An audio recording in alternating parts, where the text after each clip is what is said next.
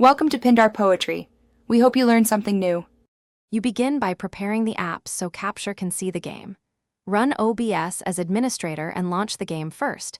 This ensures the process permissions match.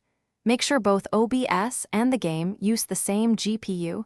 Switch to the dedicated GPU in your graphics control panel if needed. Also turn off full-screen optimizations in the game.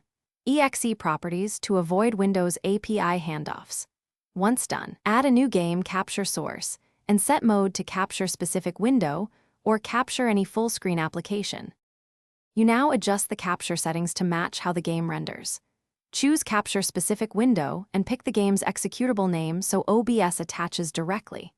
If that fails, switch to capture any full-screen application or enable capturing third-party overlays. This helps with anti-cheat or overlay interference. Next, change the capture method between automatic, Windows 10, 1900 3+, and bit.blt to find a compatible API. Sometimes bit.blt fixes GPU handoff issues.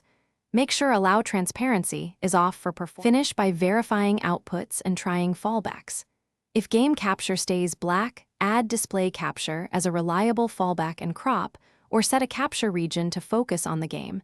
This uses the desktop frame buffer instead of hooking the game. Update your GPU drivers and OBS to the latest stable releases and restart both apps after updates. If problems persist, run the game in windowed or borderless window mode and retest game capture.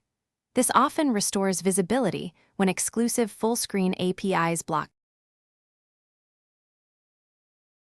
Thanks for watching. Consider subscribing if we helped you.